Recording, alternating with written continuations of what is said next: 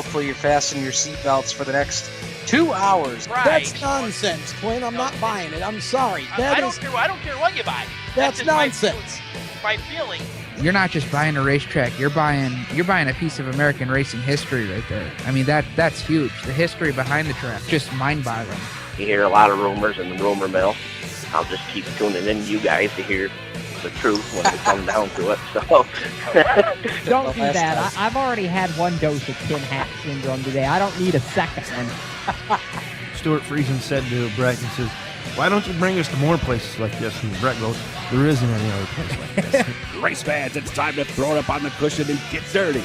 Coming to you live from the Finger Lakes and Southern Tier, it's time for Turn 5 Live. Now, your hosts of Turn 5 Live, Steve Ovens, Clint Miller, and Brad Ovens.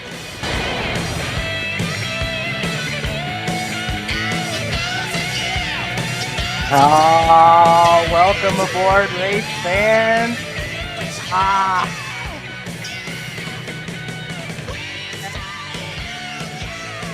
And ready to go here, boys. We're all lined up double file, ready to drop the hammer on this week's episode of Turn 5 Live here on the Performance Motorsports Network. Steve Ovens, Brad Ovens, Clint Miller.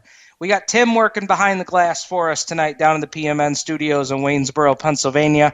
And gentlemen, I'll tell you what, we have got a stacked show tonight. You want to talk about three prolific dirt modified drivers? We got them tonight. We've got Matt Shepard, 2016 Dirt Car Nationals dirt modified champ from this past week at Volusia. Took home the big gator, took home a little gator. They're going to start a little gator pond out there in Waterloo.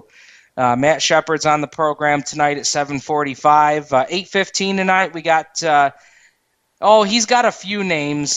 Some people call him the Machine Gun Billy Dunn. I was never really partial to that one, Clint. I was more partial to Get Her Done Billy Dunn, but, whatever. So we got Billy Dunn coming up at 8:15, and then at 8:45 tonight, Matt Williamson. Probably a Dirt Car Nationals trip that he would soon like to forget. He's going to tell us about their trip. They had all sorts of bad luck this past week. We actually were trying to hook up with Matt here a couple weeks ago and had a little schedule conflict, and he said, "Hey, I'll catch up with you after Dirt Car Nationals." And I think we're going to put a lot of focus on the 2016 season and not necessarily Dirt Car Nationals tonight when we talk with Matt, Clint. Yeah, I think that we should definitely stay north of the Florida border this evening. And, you can maybe talk about the drive down, drive home, but we won't talk about that week in between. So are you saying we should stay north of the Florida-Georgia line? There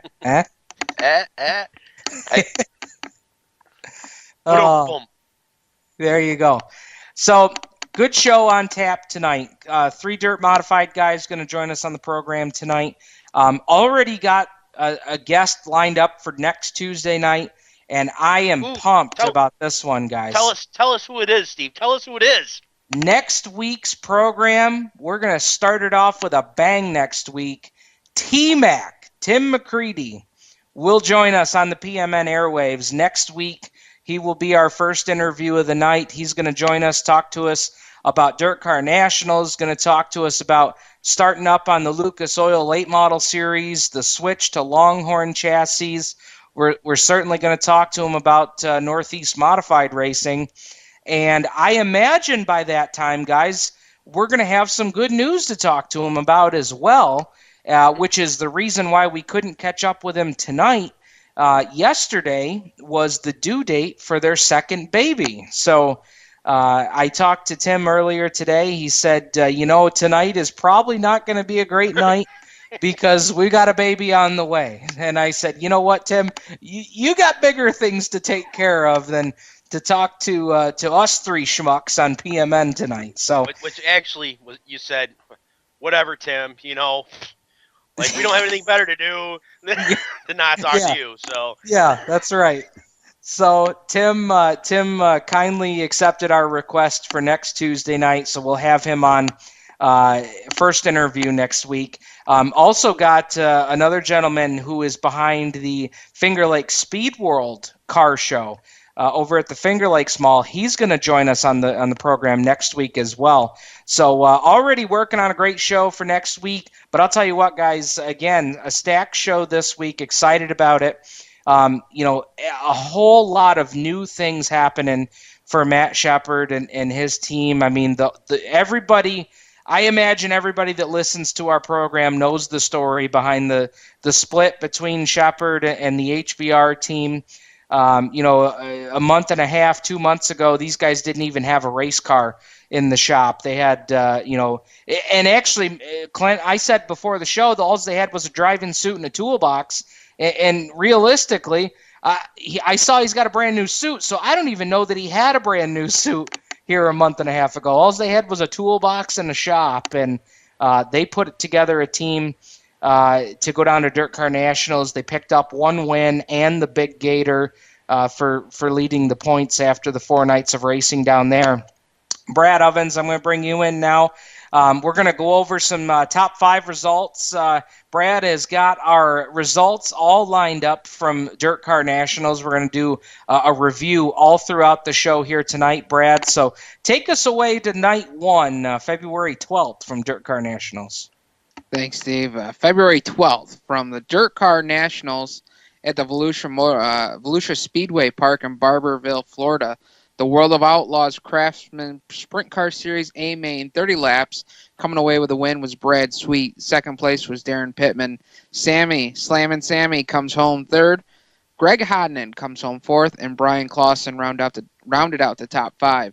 The Dirt Car UMP Modified A main 20 laps, won by Trent Young, followed by Nick Hoffman, who had a pretty good speed weeks this year. Jacob Hawkins came home third. Kenny Wallace brings her home fourth, and Ty Dillon brings her home fifth. Some big names there in the UMP Modifieds. Now we move over to February 13th, the World of Outlaws Craftsman Sprint Car Series. A-Main 30 laps. Who else? Donnie Schatz comes away with the first win of the season. Number 1 for Donnie. Brad Sweet comes home second. Dale Blaney brings it home third. Fourth goes to Darren Pittman, and Shane Stewart comes home with a solid top 5. Dirt Car UMP Modified Gator qualifying night 1 feature goes to Nick Hoffman, who had, again, just an outstanding performance at the Dirt Car Nationals this year. Ty Dillon came home second. Josh Harris brought it home third. Fourth goes to Ray Bollinger, and Bryce Jewell came home fifth. And coming up on February 14th, in Barberville, Florida, at the Volusia Speedway Park, the World of Outlaws Craftsman Sprint Car A-Main goes again to Brad Sweet, picking up victory number 2 over Lucas Wolf, Joey Saldana, David Gravel, and Greg Hodnan. And coming up on the Dirt Car UMP Modified Gator qualifying night 2 feature, 20 laps, goes to Brian Ruhlman. Came home second was Jacob Hawkins. Austin Dillon came home third and the number 3. Kenny Wallace brings home the 36th and 4th. And 5th place went to the Z8 of Max McLaughlin. So there you have some results from the beginning of Dirt Car Nationals down there at Volusia. And Clint, let's get some discussion here. We'll start with the World of Outlaw Sprint Cars. Brad Sweet goes down there, picks up 2 wins, picks up the Big Gator.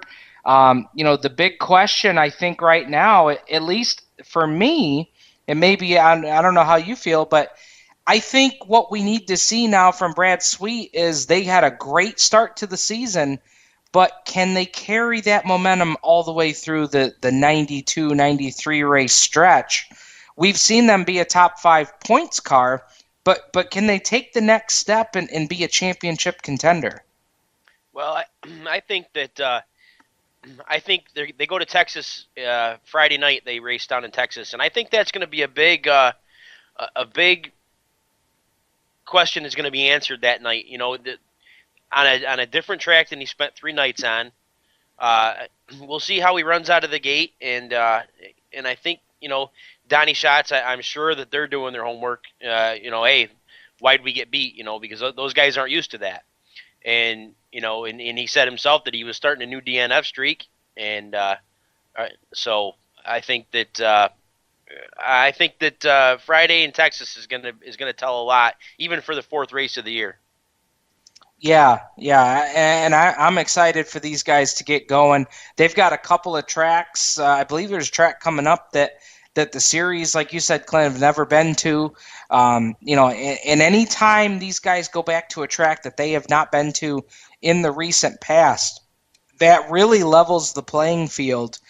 And really, it's nice when on a competition level that these guys can be on the same playing field. Everybody's kind of starting from scratch. I mean, a lot of these tracks that, they've not been to in maybe 8-10 years, yes, there's some guys in the field like a Sammy Swindell, like a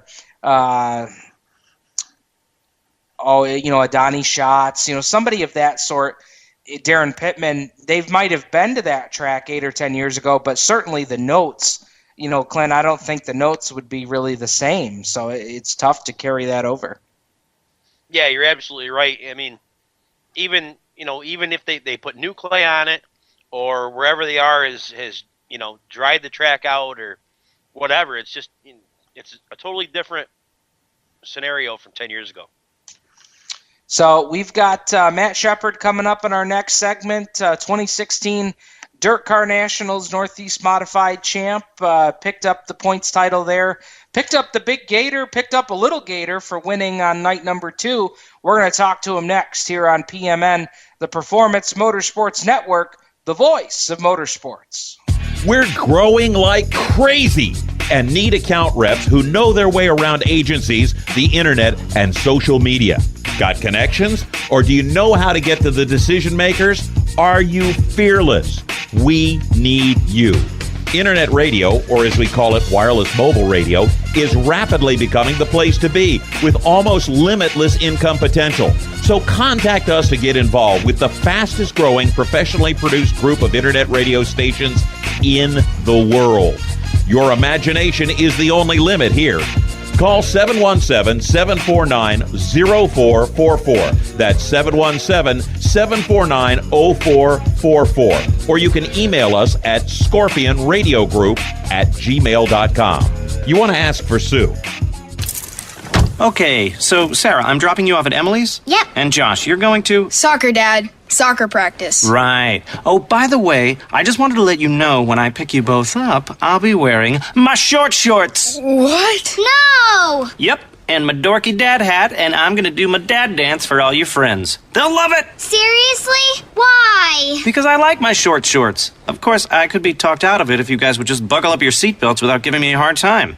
It's important to get your kids to buckle up for safety, no matter what it takes. And sometimes, all it takes is your parental powers of persuasion. Okay, we're buckling up. See, all buckled. Good choice. I'll just have to do my dad dance at dinner time. What? No! Do what you have to make sure your kids are wearing their seatbelts, even on short drives. Never give up until they buckle up. A message from the National Highway Traffic Safety Administration and the Ad Council. Visit safercar.gov/kidsbuckleup for more information. Creekside Entertainment is the official DJ, photo booth, and uplighting company of Turn 5 Live and the Performance Motorsports Network. Stuart Ovens and his staff at Creekside Entertainment are professional and experienced with events of any type.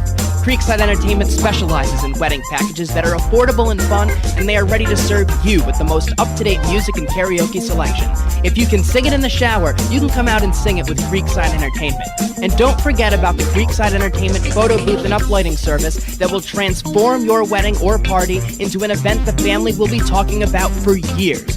Trust the entertainment company that racers trust. Call Stu at area code 315-481-9700 or visit them online at creeksideentertainmentdj.com. You can also find them on Facebook and Twitter. Creekside Entertainment, division sponsor of the Black Rock Bandits in 2015.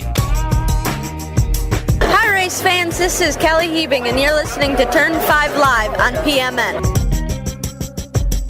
Welcome back, race fans, to Turn 5 Live here on the Performance Motorsports Network. Stephen Ovens, Brad Ovens, Clint Miller, Tim working behind the glass for us tonight down at PMN. And now the 2016 Dirt Car Nationals Northeast Modified Champ, Matt Shepard, joins us on the line from Waterloo. Matt, welcome aboard. Thanks for your time tonight.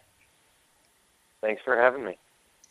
So you guys went down to Florida. You guys have had a busy couple of months getting this new team together and getting the cars ready. I have to imagine there was a lot of sleepless nights leading up to the Florida trip.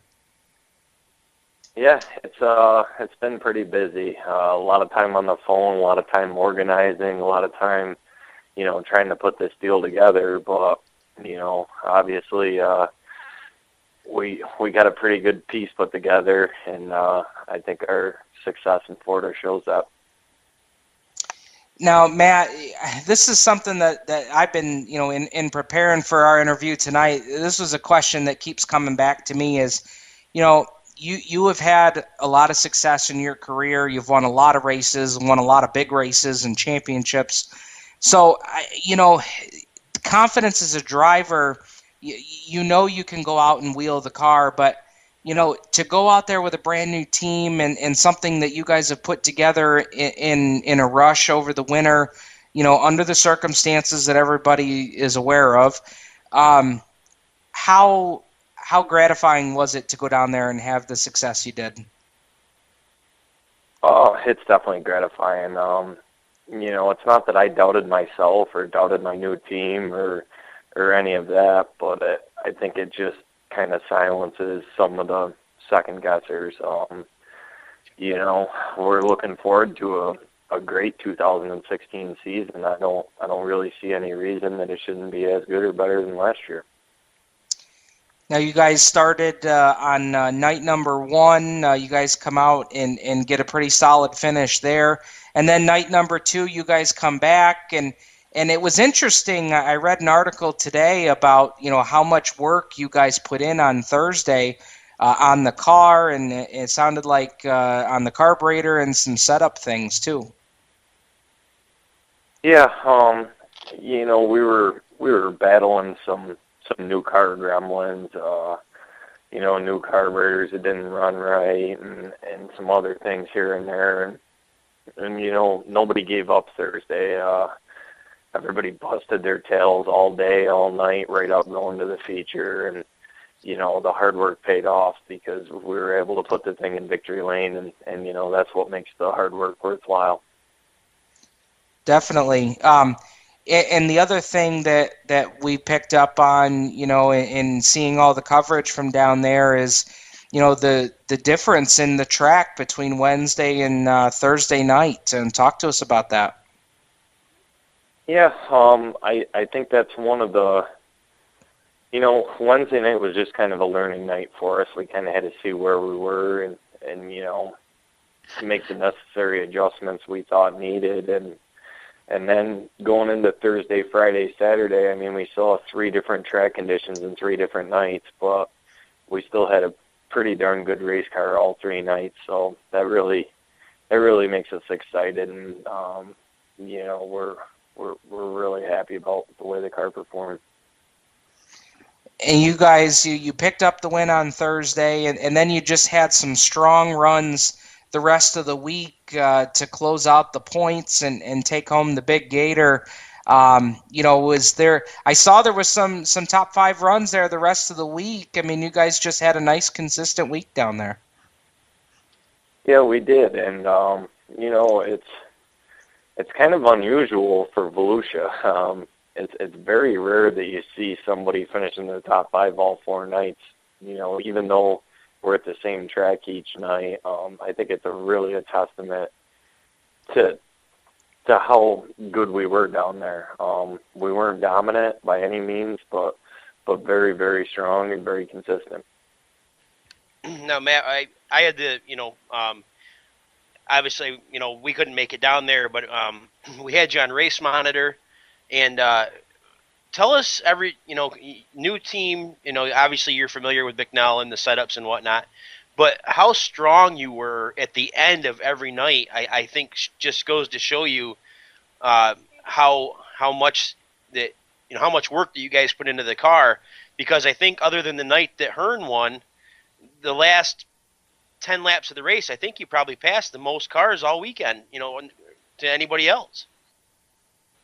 Yeah, we did struggle a little bit in qualifying and the beginning of the races, but we really were strong at the end. I mean, we came on really strong at the end Thursday night. Came on strong again at the end Friday night, and with the exception of Brett putting a harder tire on than everybody else, we actually came on strong at the end Saturday night and was just about to dread by freezing when the race ended. So,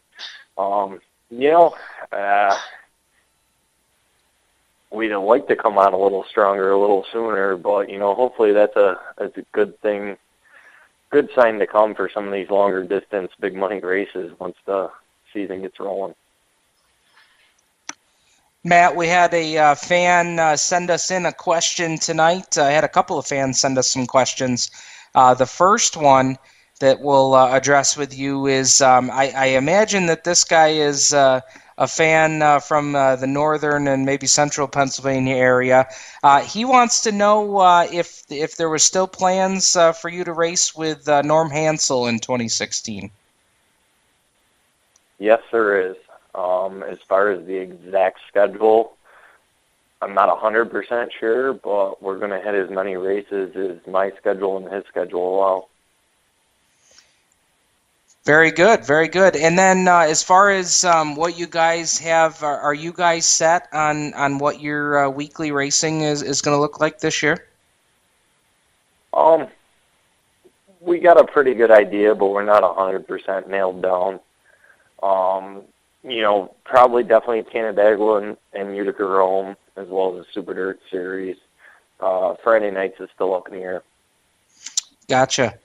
And I read a couple of quotes from Jeff Brunell and Tom Cullen both, and they seemed like they were awfully happy for you and the success you guys had down in Florida.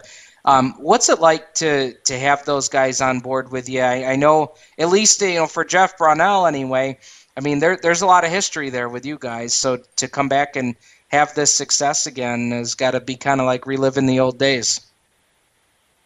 Yeah, I mean it's really great to have them guys aboard. I mean, I obviously drove for Jeff for quite a while, and I actually drove for Tom Cullen for a while, and to have their support is a really big feather in my cap. And them guys were both down in Florida and had a great time, and it was fun for all of us. It really was. And looking for what you guys have going on, talk to us about some of the folks that have come on board with you guys to give you all the support and to be able to run as well as you did at Volusia. Oh man, you're gonna put me on the spot here. This might take a while. Obviously, Bicknell Cars for 2016, CC Performance Under the Hood, Integra Racing Shocks. Got FX Chevrolet, LFR Chassis, Camaro Slate, Seneca Auto Sales and Service, CNR Enterprises, Finishing Touch Construction. Miss Kelly's helping us out again this year, as well as Mohawk Northeast, and then obviously Jeff Runnell and Extreme Lubricants and Tom Cullen with Westmoreland Golf Club. Just a whole bunch of people. I think I got most of them, but there's a lot of support. Oh, absolutely. And another question is, you guys brought all that hardware home. When do we start on the Gator Pond? I don't know. I saw that. I thought Mike Welch already started on it, but I don't know. We're gonna have to win a few more Gators before we get a Gator Pond. Well, man, congratulations down there. You guys really kicked some tail, and what a way to start out for your new team and everything you guys got going on. It does now give you guys an opportunity to kind of, take it all in. I mean, you think about it, you guys had, your wedding in the off season, and then trying to put this new team, new ride together. Is now the opportunity to kind of soak that all in and maybe take a breath? I wish. We just got back and we're right back at it. Getting the stuff washed up from Florida. I got to get another car built before we go racing here. I got a few bodies to build for some people, and the wife's stove died, so I'm putting a new stove in for her right now. So I guess it never ends. All right, man. Well, good luck with all of that. He's a jack of all trades. He kicks tail in a dirt modified, and he's Mr. Fix-It too. So appreciate your time, Matt. Thanks for having me. All right, that's Matt Shepard joining us on the hotline. And Clint, I'll tell you what, man, they really showed. And I think for me the reason that I think that it was just such a good story down there is, those guys, like I said, they put this together in a short amount of time. I mean, certainly when you've got a guy with Matt's capabilities behind the wheel, you're going to do well. But, it's a whole nother thing to go out there and prove that. Yeah, for sure. I mean, we know it's Matt Shepard. We know that he had the best of everything. We know that he's got a ton of support. But to go out and go to Florida, your first week out in the car, I think that it just goes to show you, because a lot of them other guys are with the same teams they've been with, and, he still had to beat them. And it just goes to show you how well prepared that they are and how tough the Super Matt Shepard 9S is going to be this year. And he's got a few things that I want to point out in our next segment. We'll discuss those here coming up in our next segment. We're going to get to some more Dirt Car Nationals results with Brad. We've got Billy Dunn coming up at 8:15, and we've got Matt Williamson coming up at 8:45. Stacked show tonight here on Turn 5 Live, right here on the Performance Motorsports Network, the voice of motorsports. Max Dairy Bar is a proud supporter of Turn 5 Live and the Performance Motorsports Network. Opened in 1974, Max Dairy Bar has been a Penn Yan, Cayuga Lake, and Yates County staple, serving the best Hershey's hard ice cream. They also have soft serve ice cream, their weekly yogurt special, sorbet flavors, gluten-free options, frozen Greek yogurt, and non-dairy lemon ice. Don't forget about their tricky 18-hole putt-putt course that will test your skill to see if you have what it takes to be a champion. Max Dairy Bar and Mini Golf, located on State Route 14A, just south of the village of Penn Yan, right on the way to Black Rock Speedway on Friday nights. Visit them online at www.maxdairybar.com or Max Dairy Bar on Facebook and Twitter. Stop by Max Dairy Bar and tell them Turn 5 Live sent you. We're growing like crazy and need account reps who know their way around agencies, the internet, and social media. Got connections? Or do you know how to get to the decision makers? Are you fearless? We need you. Internet radio, or as we call it, wireless mobile radio, is rapidly becoming the place to be with almost limitless income potential. So contact us to get involved with the fastest growing professionally produced group of internet radio stations in the world. Your imagination is the only limit here. Call 717-749-0444. That's 717-749-0444. Or you can email us at scorpionradiogroup@gmail.com. You want to ask for Sue. Creekside Entertainment is the official DJ, photo booth, and uplighting company of Turn 5 Live and the Performance Motorsports Network. Stuart Ovens and his staff at Creekside Entertainment are professional and experienced with events of any type. Creekside Entertainment specializes in wedding packages that are affordable and fun, and they are ready to serve you with the most up-to-date music and karaoke selection. If you can sing it in the shower, you can come out and sing it with Creekside Entertainment. And don't forget about the Creekside Entertainment photo booth and uplighting service that will transform your wedding or party into an event the family will be talking about for years. Trust the entertainment company that racers trust. Call Stu at area code 315-481-9700 or visit them online at creeksideentertainmentdj.com. You can also find them on Facebook and Twitter. Creekside Entertainment, division sponsor of the Black Rock Bandits in 2015. Hi, race fans. This is Nick Cooper, and you're listening to Turn 5 Live on PMN. Welcome back, race fans, to Turn 5 Live here on the Performance Motorsports Network. Steve Ovens, Brad Ovens, Clint Miller, Tim working behind the glass at PMN for us tonight. Guys, I don't even know where to start here, Clint. Great interview with Matt Shepard, first of all, and as always, we appreciate his time joining us tonight. But there's a couple things we got to discuss here. if and I don't know if Tyler listens to our show every week, but Tyler Siri, if you're listening to Turn 5 Live tonight, do yourself a favor and get yourself Matt Shepard's number and give that boy a call. Because, as he mentioned in the interview there, they're not really sure what they're doing on Friday nights. And I'm just saying, guys, Outlaw Speedway is a short drive from Waterloo, New York. I'm just saying. Yeah, absolutely. I would think that maybe driving past the thruway down 14 may be a little bit easier than getting on the thruway and heading an hour east. I mean, Brad, I guess I'll bring you in. We'll all kind of bat this a little bit. I mean, you want to talk about what a lineup that would be on a weekly basis. Oh, my goodness. Oh, it would be in a lineup that you would not want to miss every night.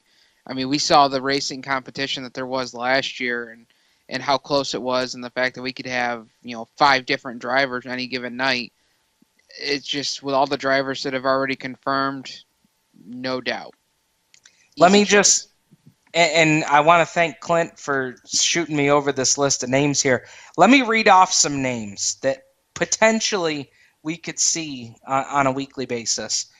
We know that the Doctor's coming to town. We know that the Hurricane's coming back to defend his title after winning number 8 this year.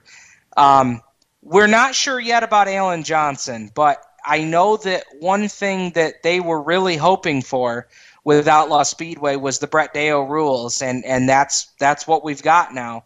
So, I would hopefully be optimistic that we could see AJ Slideways come back, and certainly for 2,000 to win and 200 to start. I think for a smaller team like Allen's, that would be some pretty good motivation to make the haul over from Middlesex, New York. Derek Pozziadlo, we know he's excited about it. I mean, he told us just a couple months ago how big it is for a team like Derek's to be racing 2 nights a week and getting all that experience.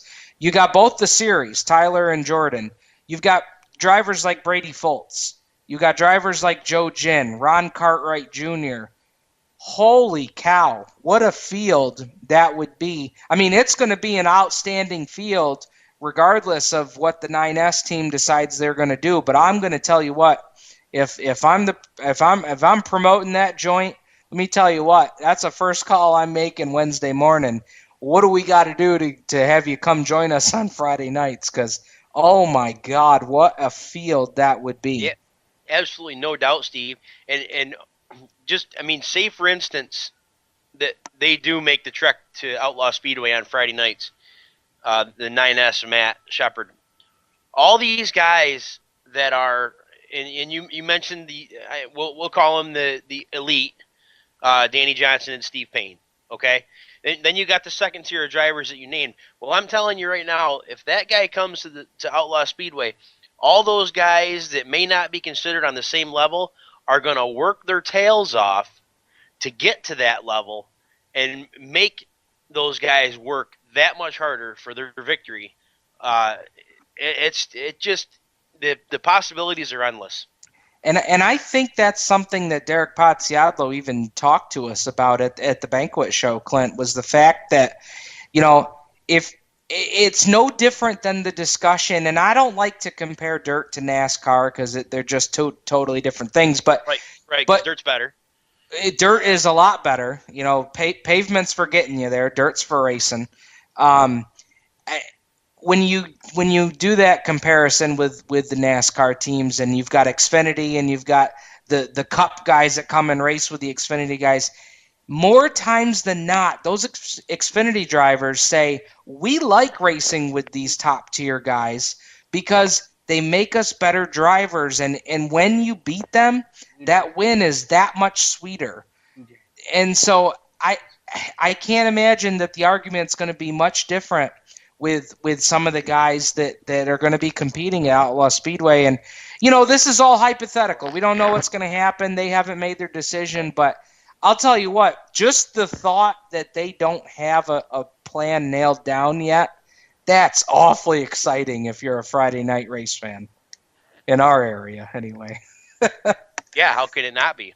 So, Brad, let's get back over to you. We've got, why don't you give us a couple more nights of some of the top fives from Dirt Car Nationals. They had a busy, busy week down there at Volusia. Volusia Speedway Park, Barberville, Florida, February 15th. We're going to start off with the Dirt Car UMP Gator Championship. A main feature, Nick Hoffman coming away with the win, followed by Ty Dillon in second, Jason Ballou in third. Austin Dillon comes home fourth. Fifth goes to Brian Ruhlman. And if you haven't seen the video on Facebook or social media of the highlights of this race, go check it out because that was one whale of a race. Dirt Car Late Models A feature, Billy Moyer Jr. bringing home the win, followed by Dennis Erb Jr., Frank Heckennast Jr., Shane Clanton, and Jared Landers. Moving on to February 16th at the Volusia Speedway. Josh Richards brings home his win in the Dirt Car Nationals Late Models. Tim McCready, T-Mac, comes home second. Jonathan Davenport brings it home third. Mark Whitner, fourth. And Rick Eckert comes home fifth. Dirt Car UMP Modified Triple 20 A Main Feature number 1, won by Derek Ramney, followed by Joey Jensen, Dave Jamison, Gene Nichols, and David Mitchell. Feature number 2 for the UMPs, Justin Allgaier brings home the win, followed by Scott Kincaid, Kenny Schrader, Johnny Broking, and Tony Anderson. Dirt Car UMP Modified Triple 20 A Feature number 3, won by Ray Bollinger, followed by Will Krupp, Larry Burkings, Trent Young, and Kenny Wallace. Moving on to February 17th for the Volusia Speedway Park in Barberville, Florida. Coming home with the A main feature for the Dirt Late Models. Scott Bloomquist comes home with a $10,000 victory over Jonathan Davenport, Dale McDowell, Josh Richards, and Rodney Sanders. Super Dirt Cars Series Big Block Modifieds. A feature number 1. Talk about a surprise here, guys. Tim Fuller bringing home the $2,000 win. Followed by the Get Her Done Billy Dunn. Billy Pouch came home third. Lightning Larry White in fourth. And Super Matt Shepard brings it home fifth. So there's some results, a few more of the results there from Dirt Car Nationals down there at Volusia Speedway Park. Something that I noticed, and I noticed this on night 2 when Shepard brought home the win.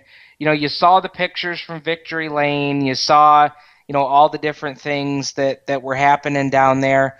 I don't know that this was really printed anywhere. It's usually not printed, but Clint, I'll tell you what, these guys are some pretty dedicated guys to drive and haul these big haulers all the way down to Florida from New York for $2,000 to win. Yikes.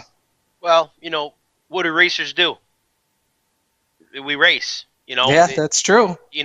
There's a lot of times, and, people laugh when they say it, but there's a lot of times that these guys will, that trophy means as much to anybody as part of that check. I can tell you that for sure. Yeah. The bragging rights, the trophy, yeah. It's and hey, it's a built-in vacation. Absolutely. And the weather was great down there this year. Yeah, it was. So, 70s and Brad's reading a ton of results. But all the racing, not only at Volusia, but East Bay Raceway Park, Bubba Raceway Park, they raced all over in Florida this week.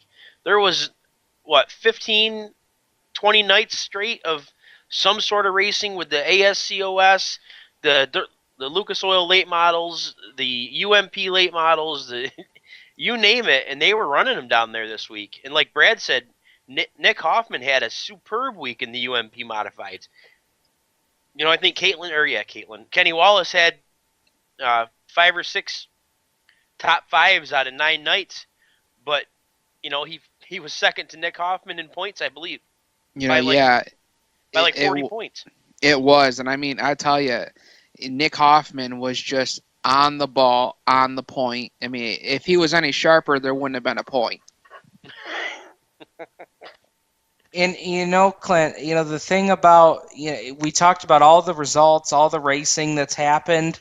Other than the Lucas Oil Series losing the Super Bowl dirt late model event there, they had to run it the next day.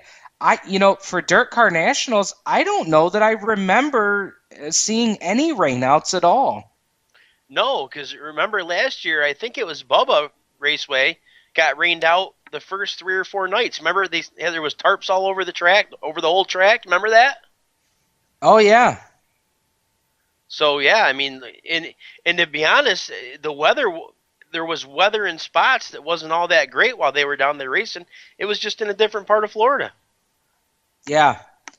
Yep, you've got that right. We'll get to some more results here in a little bit here later on in the show. We've got Billy Dunn is going to be coming up in our next segment, driver out of Watertown, New York, going to be joining us on the program. They took the trip down to Florida, and they hadn't been down to Florida in quite a few years to run down there. Or actually, we'll have to ask Billy. It may have even been the first time that they made the trip down to Barberville. But they had some pretty good runs. I know that they were awfully close to snagging a win on night number 1. We're going to talk to Billy about that. We're going to talk about his 2016 plans. And I'll tell you guys, he's got some pretty good plans lined up for this season. We're going to talk to Billy about it next here on Turn 5 Live on the Performance Motorsports Network, the voice of motorsports. Parents, your son or daughter has had their license for a while now, but you want to make sure they're prepared for any situation they may face on the road. High school driver's ed doesn't teach them to drive defensively.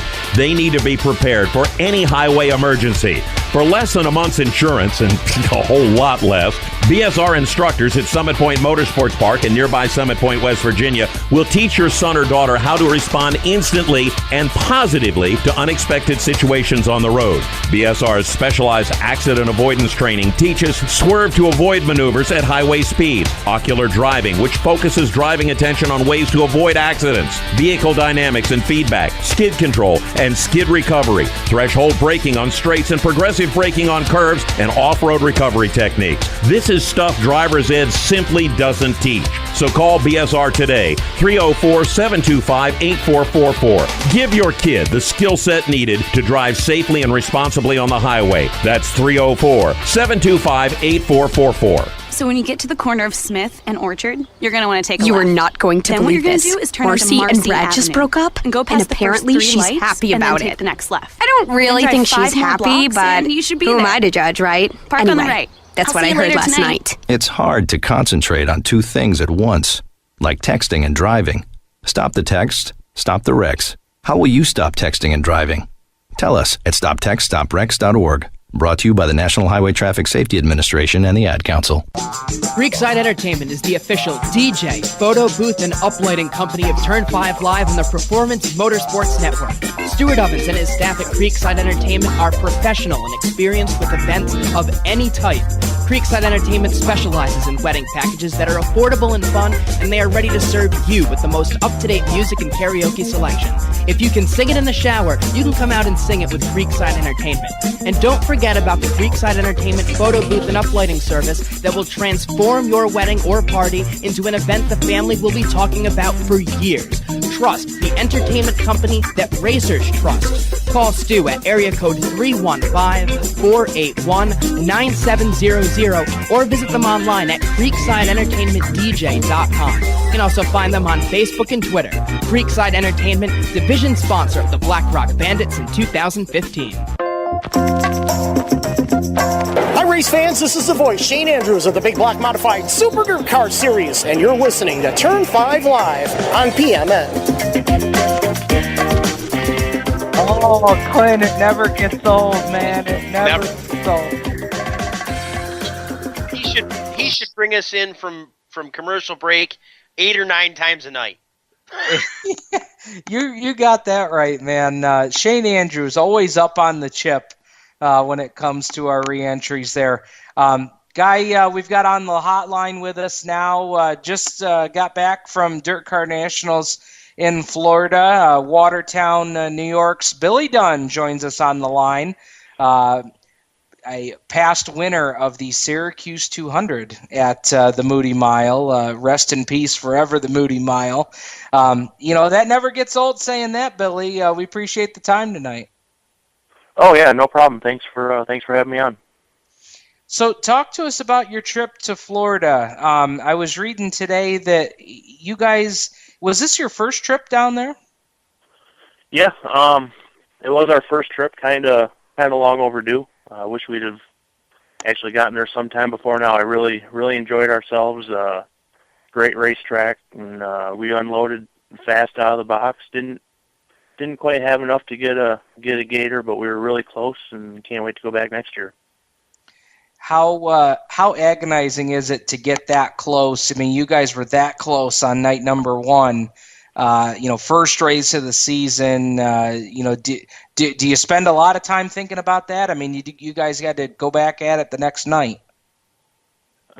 It really doesn't bother me that much. I think Wednesday night the best car won. We started a little bit further back than Fuller did, and he beat me to the front. And we got to second and thought I was going to have something for him, but there towards the end of the race he was just a little bit better than we were. So when you don't have the best car, when you finish second, it's not that big of a deal. You just try to get better, and it was a good trip for learning a bunch of stuff. We experimented with a lot of different things, and really had an open mind going down about not wanting to just do what we do all the time and see what happens. Really used it as a test session, and I really think we learned a lot going into the summer. And I was reading that, you guys, what was interesting about your trip down there, and I think this is something that makes your team unique, is, all of the R&D that you guys are involved with Bicknell Racing Products and the Bicknell chassis and Integra Racing Shocks. I mean, you guys really get to do some pretty neat things with your race car. Yeah, I'm really fortunate to be as good friends I am with Bob Slack at Bicknell Racing Products, and and everybody at Integra, and how much they help me.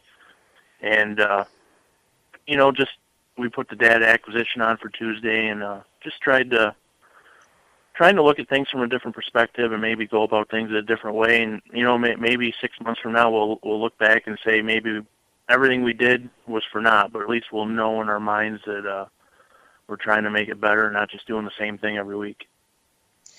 Now you say data acquisition. For a media dummy like me, tell me a little bit about that. It's just it's a computer system. You can you can hook them up to the shocks. You can hook it up to the brakes, the steering sensor. You can have a throttle position sensor, and it's all run off GPS that maps out the track and just gives you way more data than I know what to do with. But something you're not allowed to run at a regular race. So when you get a night of testing like what we had Tuesday night, and Bob Slack has the data acquisition system, so we put it on the car and ran it for the 3 hot lap sessions and tried to use the data that gave us for the rest of the week to try some different stuff. You talk about Bob Slack and working with those guys. I know that you ran with them at Merrittville last year and did a lot of testing and tuning on that new engine. But does this relationship with those guys, does it go back more years than just working with them last year? Oh yeah, I've known Bob since I was 12, 13 years old and raced go-karts for him. And he first started his go-kart business, and when he moved to Bicknell's, and Randy and Pete and everybody at Bicknell's, we've always been really close with them and worked pretty close with them. And having Bob in their corner, just it makes it really easy to go to a racetrack and know that you can try stuff and have somebody that's really intelligent and kind of looks at things at a different perspective to try to make things better. We talked about your guys' run, your second place run to Tim Fuller on opening night. What were some of the other highlights of the rest of the nights of competition down there? It was just nice to unload fast. Test night on Tuesday, we were top 5 every session. Then the first night, pretty much every night but the one night, we didn't time trial very good, but we time trialed good 3 of the 4 nights, won a heat race. The second night, I really thought that was the night we had the best car. Just redrew 8th out of 8 and got just about caught up in an early jingle and had to pretty much come from 12th or 13th, and then there was no cautions the rest of the race. And the lap time showed that we were at least as fast as Matt was, so I would have been able to get up there and race with him and seen what we could have done that night. And then the last night, we just didn't qualify as good as we needed to and had to come through the B main, but had a fast car and get up to 6th and just kind of hit our water level with the tire. And Brett kind of caught everybody sleeping with the tire that night. But all in all, for our first trip there, never seen the track before, we were good out of the box and had speed all week, and I think we should have a better week when we go next year. You talked about the track and how good a car you guys had on night number 2. You know, that track being as slick as it was, I mean, that fell right into your wheelhouse. Yeah, actually, with how fast the outside was and how big of a cushion, that's really not my deal, and we don't do it a lot. But like I said, we tried a bunch of stuff and just you got to get up on the wheel and get after it. And a couple things fell my way to be able to get to second. Like Pouch and Larry, they're guys that if there's a good outside, they're going to be on it, and just caught them both in a situation where they dove to the bottom, and I was able to sneak around them. If that didn't happen, we probably would have been 4th the first night. So just, and every night the track was different. The first night was really hard to pass, one lane around the top. The second night was kind of rough, and one lane on the bottom, the outside went away, and come the last night, the track was 2, 3, 4 grooves wide. So it was kind of nice to not have it be the same every night and a little bit different and challenging. Does it make the trip home easier knowing how well you guys ran down there? Absolutely. It's a big confidence booster going into the whole season in the spring. Just to know that we've been out with a new car and the same Finger Lakes motor we've had for a while, and we were good. I think we could have won a race just as easily as anybody. Just things didn't quite go our way, and I think we're ready for racing to start here in a month or so. It was pretty impressive. You guys did that with an engine that, as you said later on, is getting ready to be freshened up. Yeah, it's it's a 4 or 5 year old motor, but it was fresh to start the year last year, and we didn't do a lot of big block racing last year. I think the motor's got 10 or 11 races on it, so we figured it's going to need a rebuild here pretty soon. So that'd be the motor we take to Volusia. It's by no means down on power, but it's got a few more laps on it than probably anything anybody else took. But Doug Holmes has always built us good stout pieces and very drivable. They might not always set the fastest time on a quarter mile, but when it comes race time, they're good and drivable, and they're as good as anybody's motors. I was telling these guys in the last segment that you've got some great opportunities coming up this season, and certainly a big part of that is Friday nights at Mohawk with the team you've been with for a good amount of years now. Yeah, going to drive the car for the Laddiser family again on Friday nights at Mohawk. This will be the 5th year. We've got 4 straight titles and 20-some wins, so it's been a really good deal for both of us, and couldn't thank them more for the opportunity to drive their car again. Hopefully we can pick up where we left off. Is that how long of a drive is it to get to Mohawk for you? I imagine it's got to be pretty close by to Watertown. It's actually about 2 hours north. Okay. It's a little bit of a trip, but it ain't too bad. And you guys have really had some success there. You got a couple championships to speak of, and when you guys roll into town, everybody knows that's a car they got to contend with. What's that experience been like, having the success there? It's been great. I mean, Mohawk's by far my favorite track. It's really suits my driving style. Pretty big sweeping corners, momentum racetrack. Kind of, Volusia reminded me a lot of Mohawk, so I think that's somewhat helped me unload and feel pretty comfortable there this week. But they bring one hell of a race car every week to the racetrack, and I know when I show up, I have as good a piece in the pits as anybody, and have all the confidence in the world that I got the best car there. When you show up to run with those guys, is there you as a driver, how big a role do you take on the car, and and setup and things like that? How does that work out for you? Honestly, we came across the setup the first year I drove the car that worked really well, and other than a minor tweak here and there, week to week or season to season, it's the same setup we run for 4 years now. So that's a big part of our success too. Is I'm comfortable with the setup and I know what I'm going to have every week, and they do a good job of bringing me the same piece week after week.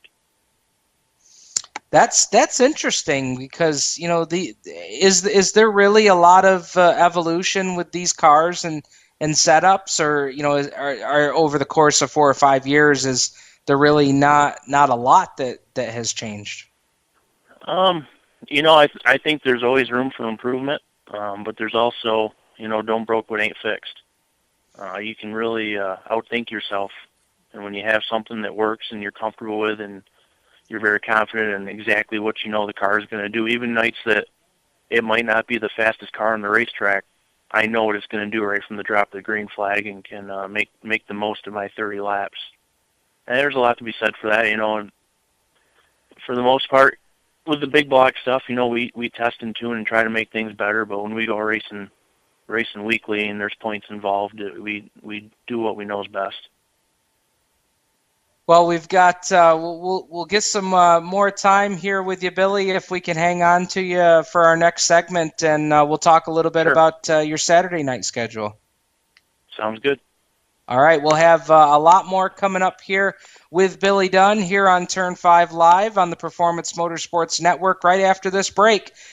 You are listening to PMN, the voice of motorsports. For 17 years, Stock Car Steel has been a leading materials supplier to the racing industry. Now they're also an official motorsports content partner of Race Chaser Online.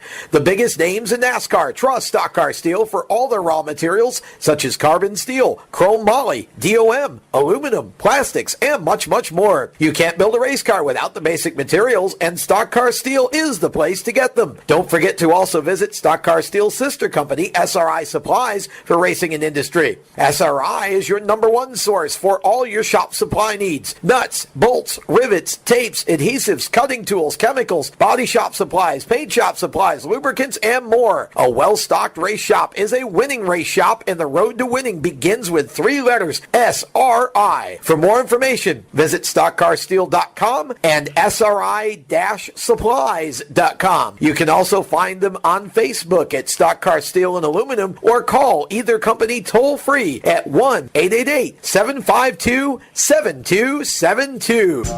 Creekside Entertainment is the official DJ, photo booth, and uplighting company of Turn 5 Live on the Performance Motorsports Network. Stuart Ovens and his staff at Creekside Entertainment are professional and experienced with events of any type.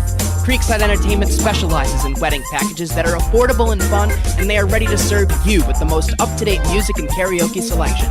If you can sing it in the shower, you can come out and sing it with Creekside Entertainment.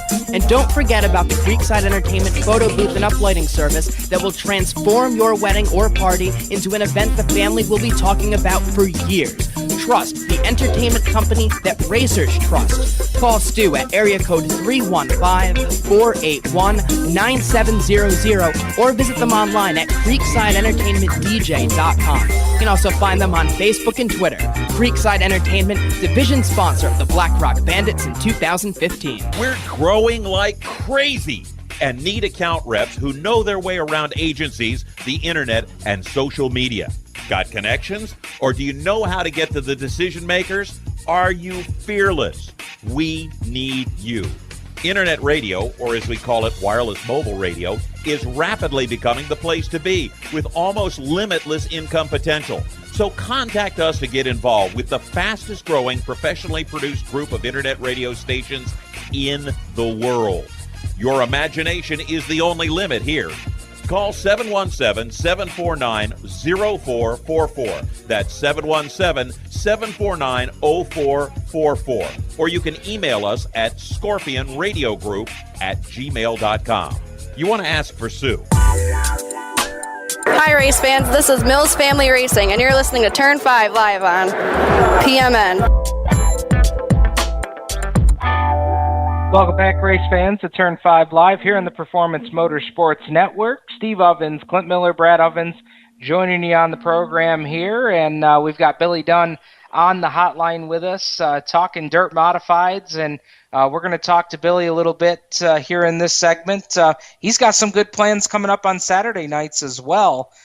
Billy, talk to us about how your Saturday night deal came along. I know that Can-Am made some changes that really made you guys kind of think twice about what you were going to do on Saturday nights. Yeah, last year we did the deal with the Slack team and the W16 motor at Merrittville, and had a blast doing that. Merrittville is an awesome racetrack. The Picknell family does an awesome job running that place, and the racing there was the best. Good, close, short track racing, and but Can-Am's 20 minutes from home, 15 minutes from the shop, and they switched back to Saturday night. It's going to run 358, so I had a chance to team up with Rodney McCready and going to run a 358 for him on Saturday nights. Now, in Mohawk is 358s as well, right? Yes. Yep. So, other than running at Mohawk on Friday nights, have you done a lot of 358 racing? Is this going to be kind of a little bit of a change for you this year? In the past we haven't done a lot. We ran our own 358 for one summer at Can-Am. We've had our own small block that we've run sporadically at Cornwall, Brockville, and some places. And we've run Mohawk weekly for the last 4 or 5 years now. Any big block driver, my goal is to be 100% committed to the dirt series, and that's still my goal for the future. But right now, for owning our own big block team and the cost of weekly big block racing, it's just in our interest to have. We have good equipment. We have as good equipment as anybody, but I want to be able to unload at a race and be competitive. And doing a weekly schedule and trying to do the series is just more than we can do right now. So I'm very fortunate to have the rides I have and going to make the best of it. And with a driver, in your team, I mean, it's such a good opportunity that, sometimes these opportunities come along and it's just too good to pass up too. Yeah, like I said, I've been really fortunate the last 3 or 4 years to have the opportunities I've had to drive for people, and it eases the burden on our own team a little bit. And like I said, we don't have home track points to be able to commit 100% to the dirt series, but it allows us to keep our stuff fresher. So when we do go to a race, a series race, or a race that pays good money, we can be 100% prepared and ready to go. And I think I had read today too that you guys were possibly thinking about some of the ROC shows now that they've switched to Hoosier. Yeah, that schedule is a little more appealing to somebody in my area now. There's a couple races at Rolling Wheels. There's a race at Canandaigua, 3 or 4 at Utica Rome. It's a short schedule, 9-10 races. So we're going to start out on it and see where it goes. With not only with the racing deal, but you've got a pretty successful shock business, and you've got another personal business that you run as well. You got some pretty busy summers coming up. Yeah, our plates are pretty full in the summer, but it's what we do. We have the speed shop, the truck accessory shop. I do the shocks, and we have an ice cream stand that keeps us pretty busy, and try to find a little time to race in between. With Super Dirt Week and everything at the Moody Mile, shutting down now, they've torn the grandstands down. I remember talking with you back at Syracuse about that fact. Anytime anybody has won at Syracuse, it's always a special race to win. But now that we look back on it, the place is tore down. They're building CNYRP. The Dirt Week will be there, but for folks like us that have been going to Syracuse so long, that's not going to be the same. That's got to make that memory even more special. Yeah, absolutely. I more than anybody am very humbled and realize how fortunate I am to have not only had the chance to race at Syracuse, but to be on the short list of people who have won that race. the whole situation for us in the racing community really sucks, but there's no going back now. They can move it wherever they want, but it'll never be what it was. It'll just be another race. Dirt does a great job with all their big events.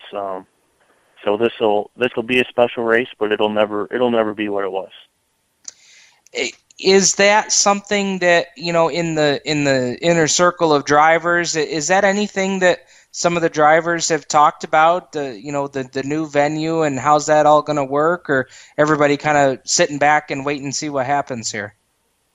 From my perspective, if you take out the whole situation from Syracuse and what happened there, and just look at the fact that we're getting a brand new facility that's supposed to be state-of-the-art, and just another, for how much racetracks are struggling and closing these days, to see one like this being built is very exciting for our sport, and looking forward to see what happens there.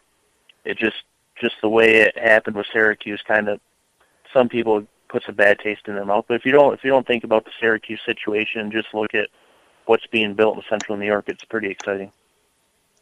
Well, that's good perspective there for sure. It's going to be interesting to see how that all plays out. And, I think, at least for curiosity factor, I think a lot of people are going to want to check that out. It's never going to replace the Moody Mile, but it'll be interesting to see that state-of-the-art facility, because they've talked it up a lot. And, yeah, we're looking forward to seeing how that turns out. Billy, talk to us about the folks that I know you talked about some of the teams and whatnot, but if there's any sponsors or anything that we can help you mention tonight, we'll give you opportunity to talk about those. Oh, tons of sponsors. Not only the two teams I'm going to drive for, Mr. Rad team and Rodney McCready's team, but, my own team, my dad, everything he does for me. Number One Speed, Integra Racing Shocks, Bicknell Racing Products, Finger Lakes, and Dennis Rose Jr. Trucking is on our car, and he's the one that helped us be able to go to Volusia this year. So thank him for helping us with that. And there's more sponsors on our car than I can name, but every one of them couldn't do without them. Well, Billy, we appreciate the time tonight and wish you luck in the upcoming season. And I'm sure we're going to see you around some of these places that we travel to anyway. So we'll look forward to seeing you then. Yeah, for sure. Thanks for having me. All right. That's Billy Dunn joining us on the hotline. And Brad, I'll bring you in here. Billy talking about he has got a nice schedule shaping up for this season. And I'll tell you what, both teams that he's lined up with for this year, you want to talk about some great teams. Every time Billy Dunn rolls into the track, he's going to be a favorite to win. Oh, yeah. He's proven his strength in his own equipment, and he's by far proven his strength in the other equipment that he's driving. And, I think it's unfortunate, we're not going to get to see him quite out on the full Super Dirt Car Series, but he makes a lot of good points that, a lot of the big races that, he can hit that are near him, and saving his equipment for the big races, can't blame a guy for that. And, it's still going to be fun because now he's going to have the fresh equipment to go out and put a show on with. No doubt. And, you talk about some of the places that he's going to run. You talk about, going to run at Can-Am. I went to Can-Am, and this was years ago. It's a little foggy in my memory, but, all the videos and things you see of Can-Am, Brad, that's got to remind him pretty close to a track like, say, at Canandaigua Motorsports Park, just a nice sweeping turns and hammer down. Yeah, and obviously that driving style really suits Billy really well, and he's able to excel on it. So, Brad, let's get back to some of the results from Dirt Car Nationals. We just talked to Billy Dunn. He came home second on night one for the Northeast Modifieds, but I know you've got some other results sitting there. So let's get into some more Dirt Car Nationals. All right, Volusia Speedway Park, February 18th in Barberville, Florida. The World of Outlaws Craftsman Late Model Series A main 50 laps. Josh Richards bringing home $10,850 for the win. Dale McDowell was second. Third goes to Jonathan Davenport. Scott Bloomquist fourth. Rick Eckert brings her home in fifth. The Super Dirt Car Series A main 30 laps. Super Matt Shepard gets his victory here in Volusia, followed by Lightning Larry in second. Third goes to Rick Laubach. Stuart Friesen comes home fourth. Eric Rudolph fifth, and Get Her Done Billy Dunn brings her home in sixth. February 19th, Volusia Speedway Park, World of Outlaws Craftsman Late Model Series A main feature, 50 laps again. Josh Richards just bringing it home, and if anybody had any doubts after his long hiatus from the World of Outlaw Late Model Racing, wondering if he could drive a car again, Josh Richards getting it done in Volusia. Coming home in second, Jonathan Davenport having a strong week down there as well. Lloyd Jr. comes home in third. Fourth goes to Tim McCready, and Steve Casebolt comes home fifth. Super Dirt Car Series Big Block Modified Feature A main, 30 laps. Rick Laubach brings home the $2,000 win. Super Matt Shepard falls one place short for second. Alan Johnson brings her home third. Good run for Alan there at Volusia. Eric Rudolph brings her home fourth, and Stuart Friesen rounds out the top five. February 20th, the last night at Volusia Speedway. Bringing her home for the Big Block Series win, Brett the Jet Hearn wins the $5,000 for the win, and I have to tell you, it's pretty incredible the run that Brett Hearn put on. Hearn was the winner of the first last chance to win, came from 21st position on the field to win it. Second place goes to Stuart Friesen. Matt Shepard coming home with a strong third-place run. Fourth goes to Tim Fuller. And the doctor, Danny Johnson, comes home fifth. And I have to mention our sixth-place finisher, Get Her Done, Billy Dunn. Billy Dunn actually won the second last-chance qualifier and came up through the field to finish sixth. An impressive run by both of those drivers. In the final race for the World of Outlaws Craftsman Late Model Series, 50 laps, Shane Clanton comes home with a win. Scott Bloomquist comes second. Josh Richards hits third. Brandon Overton was fourth. And Jonathan Davenport coming home in fifth. And your winners of the Big Gators for the week here at the Volusia Speedway Park. Brad Sweet coming home with the Big Gator for the sprint cars. Josh Richards getting the Big Gator done for the World of Outlaws Craftsman Late Models. Nick Hoffman, as we talked before, won the UMP Modifieds Big Gator, and Super Matt Shepard brings home the Big Gator back to Waterloo. Brad, you talk about some of those winners there. Boy, what a week Josh Richards had. My goodness. I tell you, Josh Richards was on a tear, and I know we talked about it last season with him being gone for so long, whether or not he would be the same driver in the car that he was before, and boy, let me tell you what, if he's not the same driver, he's 3 times better than he was before. Yeah, I mean, strong runs all during Dirt Car Nationals for Josh Richards. Bloomquist had some good runs, only was able to pull through for one win. Jonathan Davenport doing what he does best. Absolutely. A lot of drivers that we're going to talk about a little bit later, Brad. I know you're cooking up a pretty cool round of, what do we got, buy or sell tonight? I believe we are going to do a little buy or sell. Perfect. Nice. I've got my auction sign ready to go, man. I'm ready. We've got Matt Williamson coming up here in our next segment. He'll join us on the hotline next to, We'll probably briefly discuss Dirt Car Nationals, then we'll talk to him about his 2016 plans. Coming up next here on the Performance Motorsports Network, the voice of motorsports. You own a performance car and you know how to drive, but you want to learn real performance driving. Well, Bunky, get that car off the street and onto the track. Summit Point Motorsports Park, the Mid-Atlantic's premier road racing facility, located just over an hour from D.C. in nearby Summit Point, West Virginia, is the place to go. And you'll find that Friday at the track is going to give you what you need. For less than a monthly car payment, you can attend this regularly scheduled one-day instructional event in your street car on one of Summit Point Point's 3 world-class road racing circuits. You'll receive classroom instruction, skid pad instruction in their cars, including front and rear skid control, and 4 20-minute in-your-car instructional sessions from a professional instructor. Have fun, go fast, and really learn how to drive. Call 304-725-8444 for class schedules and details. That's 304-725-8444. Friday at the track at Summit Point Motorsports Park. Green light. Hey girl, school zone. I'm getting hungry. Car changing lanes. You want to meet me for pizza? Stop sign. Intersection clear. Yeah, street. Pizza sounds good. Ball in street? Girl in street!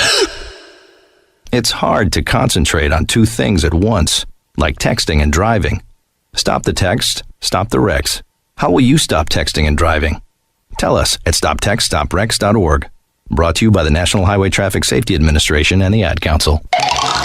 Here's an important message from RAD and this station.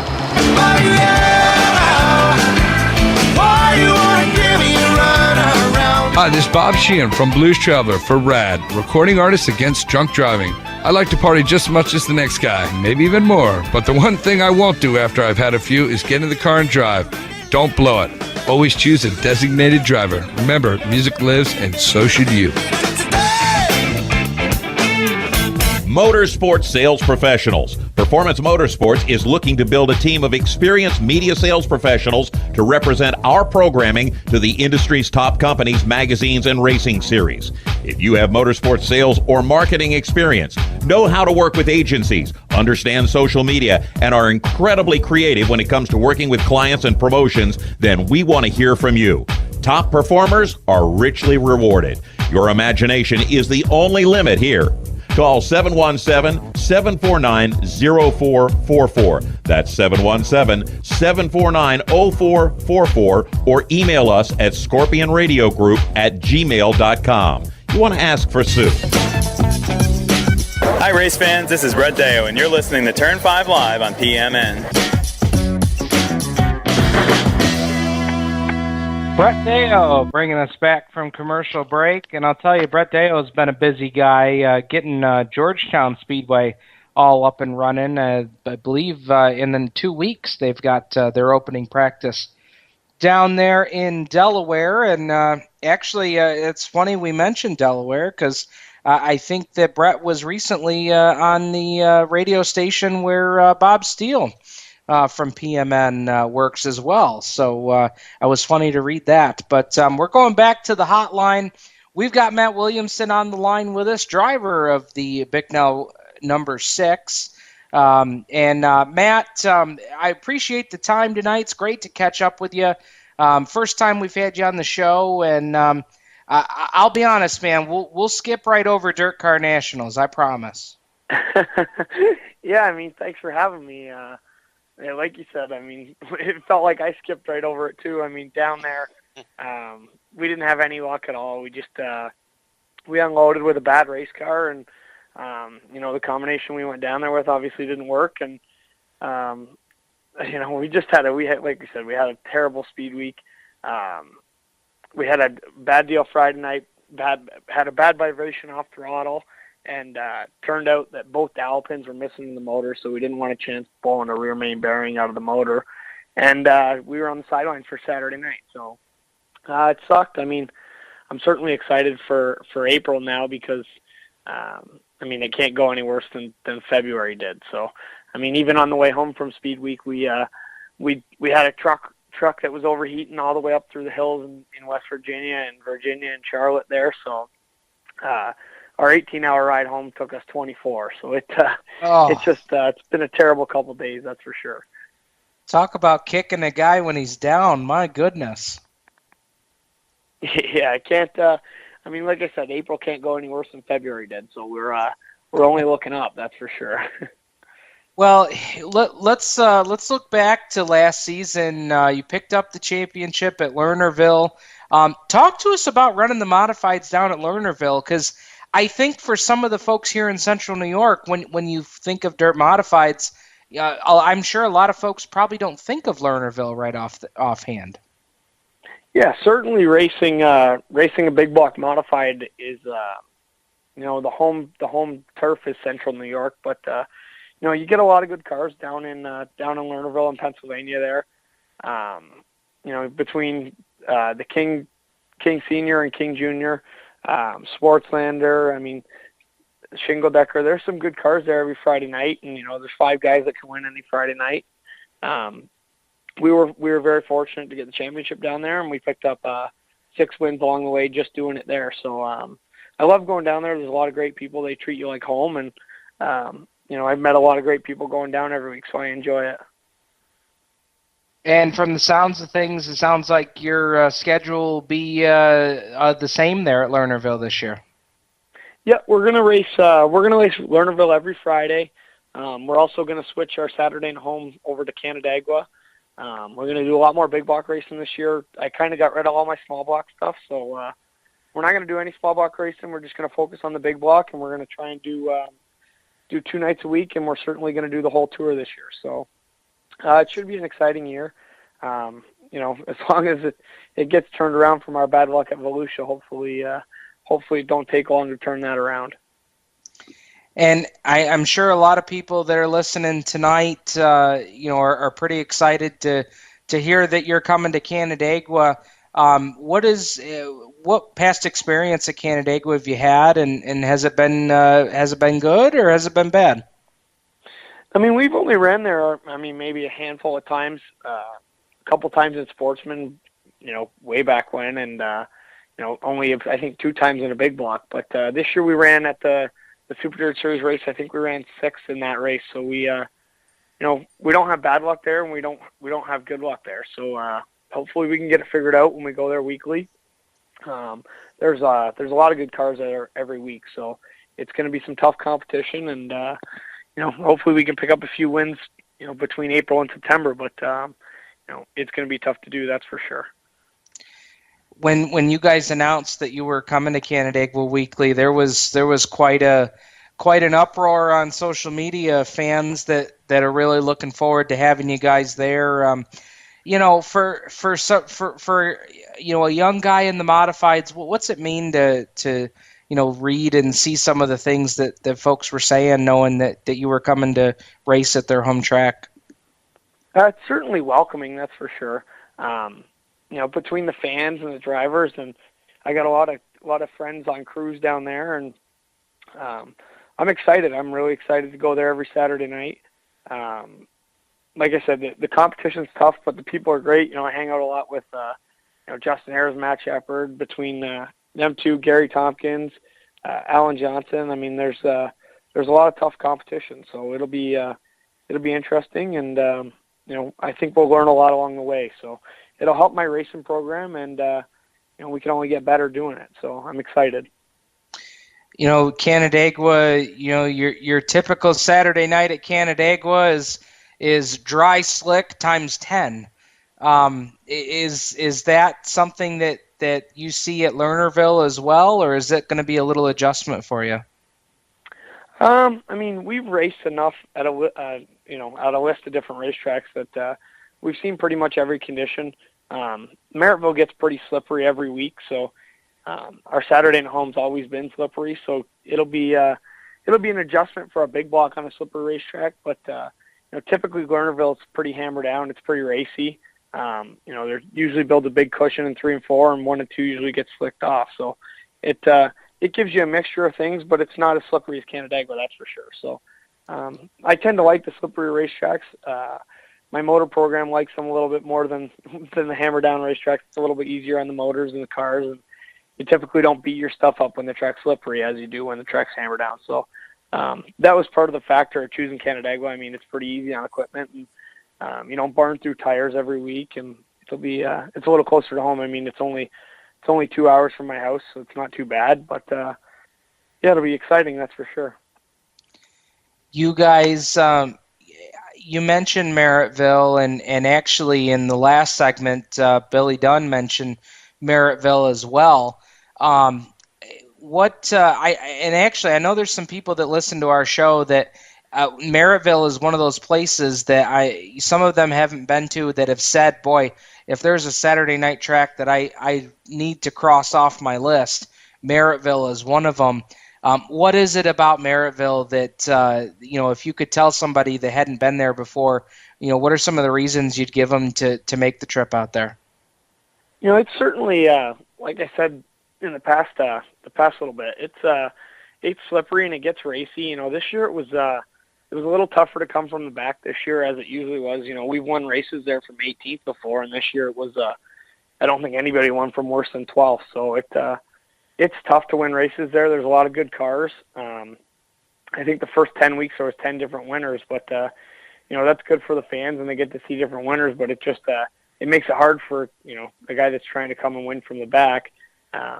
With handicapping on a weekly event, you don't get to redraw and you don't get stuff like that. So it's good racing. There's 5 divisions every week. They typically get a good crowd and a lot of cars. I think there was 20 modifieds there this past year. But they're experimenting with, I don't know if Billy touched on it, but they're experimenting with that new Wagner motor. It should be interesting. I think all the dirt's doing it now, so hopefully it'll try and revive the small block class. But right now, the American dollar makes it tough to race in Canada for any racers. It's good for fans because they can come over here and get in the gates for 40% cheaper than they would in the States. But that's part of the decision of us going to Canandaigua was the dollar exchange. So. That's interesting. That's good information there. With you going back to Lernerville and coming to Canandaigua full time, where do we set our goals for 2016? We certainly want to win. Back up the championship at Lernerville. We want to win that again. I'd like to run top 5 in the series points at the end of the year and top 5 in Canandaigua points at the end of the year. The competition there is pretty stiff, so. I think that's a pretty solid goal. We won 1 series race last year and 10 regular races. So I want to, go more than that. Obviously, I want to get more than one series race win and hopefully more than 10 regular wins. So, you always want to better yourself each year in and year out. That's pretty much my goals right now. But Volusia put a damper into them. So we'll see what happens when April comes. Hopefully, we can get our program turned around from Volusia and kind of put it in the past. Now, Matt, we've kind of done this with all the drivers that we've interviewed, over the winter. Give us your highs from 2015 and your lows from 2015. And no, Volusia doesn't count as your lows from 2015. So you got to come up with something else. So I think if we talk this time next year, Volusia from 2016 would definitely be my low. I don't think it could get much worse than that. Over the last we'd be okay years, with that. If that's the worst point of your year, then we're good to go. Yeah, that'll be the worst over the last couple of years. But from 2015, we started the year off bad at Merrittville. We got a win opening night there, and then we got wrecked a couple times and rode off a frame there. So that would probably be our low. But then again in August at Lernerville or at Merrittville, sorry. We won the series race then. That was pretty much the high. Between that and the Lernerville Championship, those are 2 goals that we set at the beginning of 2015 that we accomplished, and I'm pretty happy with. Matt, talk to us about some of the folks that help you out, that are going to make the Lernerville and Canandaigua trips possible this year. Yeah, we got a lot of great sponsors. We got a lot of great crew guys. First and foremost, I got to thank Wayne at S&W Service Center. He certainly helped us out with our big block program this year. He's been taking it to the next level, which I'm super excited about. I got to thank Champion Oil, Fox Shocks, Bicknell Racing Products, Jason Enterprises, Daryl Johnson Incorporated. Without all those guys, I certainly couldn't do it. My family, my crew, just everybody that makes this deal, I just get it and drive it. So it makes it pretty easy, that's for sure. So before our time ends tonight, Matt, I got to ask you how I haven't kept track this year, but how are our Sabres doing? I'm actually a Leafs fan, so I don't know. I've been to more Sabres games this year, though. I went to I think I've been to 3 this year, and they've been playing good. I heard they just traded. I'm not sure who they just traded. They traded one of their star players, but I just seen it on Twitter actually. So they got ups and downs. That's certainly it. You see them win 5 games in a row or whatever it is, and then they lose 5. So I mean, they're hanging in there, though. Oh, way to be the bearer of bad news tonight, Matt. Sorry about that. Now I mean, got to they're go look doing at ESPN and see who we lost. Yeah, they're doing better than the Leafs are, though. That's for sure. You mentioned Twitter, Matt. How can fans follow along with you on Twitter? Yeah, follow me at Williamson6. I got a Facebook page too. I mean, we're on social media. We keep it updated as much as we can, and over the next couple of weeks until racing starts, I'll keep an update on how the car building is going. We're putting a new car together right now. I'm going to keep that updated, and this Florida car, I got to go through that with a fine-tooth comb and see why it's so bad. So over the next couple of weeks, we'll get some garage picks in there. That's for sure. That was my next question before we go. Is what's the first thing we got to do on that Florida car now? Well, I got to pull the motor out and see if that's all right. And then, I mean, bolt by bolt, you got to make sure everything is okay. I mean, there's no reason for us to go out and run 29th. So we've got way better equipment than what the results showed with, and hopefully we can find a problem somewhere down the line. But right now, it's got me stumped. I unloaded it today because I didn't get home till 3:00 last night. So I unloaded it today and kind of just let it sit in there, and hopefully she'll behave over the next couple of days, and we'll find a problem. Well, Matt, good luck with all of that. And, hey, man, we really appreciate the time tonight. It was great catching up with you for the first time here on Turn 5. Yeah, absolutely. Thanks for having me. Just give me a call on you guys anytime you guys want. I'm glad to talk, that's for sure. Well, we'll be sure to see you at Canandaigua. I can assure you that. All right, sounds good. I'll see you guys there. Thanks for having me. All right, Matt Williamson joining us on the hotline. Guys, we'll talk about Matt's interview, and we got buy or sell coming up before we take the white flag here tonight. You're listening to Turn 5 Live on the Performance Motorsports Network, the voice of motorsports. We're growing like crazy and need account reps who know their way around agencies, the internet, and social media. Got connections? Or do you know how to get to the decision makers? Are you fearless? We need you. Internet radio, or as we call it, wireless mobile radio, is rapidly becoming the place to be with almost limitless income potential. So contact us to get involved with the fastest growing professionally produced group of internet radio stations in the world. Your imagination is the only limit here.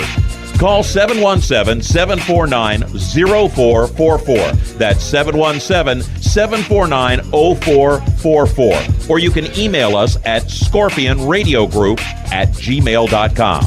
You want to ask for Sue. Okay, so Sarah, I'm dropping you off at Emily's? Yep. And Josh, you're going to? Soccer, Dad. Soccer practice. Right. Oh, by the way, I just wanted to let you know when I pick you both up, I'll be wearing my short shorts. What? No! Yep, and my dorky dad hat, and I'm gonna do my dad dance for all your friends. They'll love it! Seriously? Why? Because I like my short shorts. Of course, I could be talked out of it if you guys would just buckle up your seatbelts without giving me a hard time. It's important to get your kids to buckle up for safety, no matter what it takes. And sometimes, all it takes is your parental powers of persuasion. Okay, we're buckling up. See, all buckled. Good choice. I'll just have to do my dad dance at dinner time. What? No! Do what you have to make sure your kids are wearing their seatbelts, even on short drives. Never give up until they buckle up. A message from the National Highway Traffic Safety Administration and the Ad Council. Visit safercar.gov/kidsbuckleup for more information. If you're a gearhead and you just can't get enough of your favorite motorsports on that channel on the cable, or you look at that Guy network and you just go, what does that have to do with me? We have the answer. Performance Motorsports Network. Right here on the internet. The best cruising tunes, the best in motorsports programming, and the best shows. We have opinionated hosts, and we like it that way. If you want to get involved, if you want to bench race, be listening for information coming up soon right here on this channel, the Performance Motorsports Network, your source for motorsports. Hi, race fans. This is Mel Thomas from Thomas Video, and you're listening to Turn 5 Live on PMN. Oh, my good buddy Mel Thomas, bringing us back from commercial break here on Turn 5 Live, here on the Performance Motorsports Network. And I'll tell you what, guys, we said it right at the beginning of the show. You know, 3 perennial modified powerhouses on the show tonight, and none of them disappointed. That's for sure. No, you're absolutely right. And I was sitting here thinking, and I put it in our chat box. Talking about Matt, when you, and we've done it too, even with the street stocks, and I'll use that as an example. When you're at the garage, and maybe the week before didn't go as well, so you throw a setup under the car, and the car is so bad that you literally don't know what to do to fix it. And and they had motor trouble on the last night, but when you literally can go from one extreme to the other with the snap of your fingers, and it's so frustrating, because for us, we waited that all week. We put that setup under the car. Man, we're going to be good on Friday night when we get to the racetrack, and you're just not. And it's so frustrating. So I can imagine what it is for these guys who waited all winter long for this, drive all the way down to Florida and struggle like that. And I really feel for them. Well, yeah, absolutely. And something that I had kind of brought up earlier in the show is, you make that long trip down there, and it's pay out for a normal race night. So it's a tough nut to crack just to financially make the trip down there. And I can't imagine how frustrating it had to have been, to have that happen. And here's the other part to it too. He mentioned the fact that, they sat on the sidelines Saturday night. How much more sick can you feel as a race car driver sitting on the sidelines watching, guys in your division out there, running and competing? I can't remember, other than when I gave up racing, that first couple of races that I was on the sidelines. But, Clint, that's tough. That's tough for a dirt guy. Yeah, I mean, not on that big of a scale, but I can remember getting Carl back into the street stocks in 08 and running Dan Smart's Nova. Car was fast. We went out there for hot laps, and the car just didn't seem right. We time trialed like 33rd or 34th out of 70 cars. Goes out for the heat, and he runs 5th, and he's not going anywhere. He comes in and he goes, "There's something wrong." You pull the valve cover off, and you got a broken rocker stud that we probably had all weekend. So you fix it. You go out. You pass 2 cars going down the front straight at the green flag. Car in front of you, an axle comes out of it. Big wreck. You get caught up in it, and your night's over. So you've all that preparation for that race, and then you have that problem, fix it, and then you get caught up in something. And it's very frustrating. So we had to sit and watch the World 100, something that we knew that we were going to have a good shot with. Yep, you said it. Our next segment, guys, we've got buy or sell coming up here when we take the white flag. But something that we did last night on Motorsports Madness with Jacob Seelman, Tom Baker, Kyle Magda, and the crew, that I thought was pretty cool was we talked about, the winners and losers from Dirt Car Nationals. And, just kind of in a broad scope here, you could pick any division, but is there any that, Clint, that stood out to you that, boy, that guy really had a great Dirt Car Nationals, or boy, that guy, whoa, we got to put that one behind us? Well, obviously, we've talked to 2 of the guys tonight. Matt coming out of the box, having a great Dirt Car Nationals. So in Matt Williamson, but I'm going to go. We talked about Scott Bloomquist, Josh Richards. I'm going to give a shout out to T-Mac because in somebody who we'll have on the show next week. But I'm going to give a shout out to him because he ran great on tracks that he's notoriously not good at.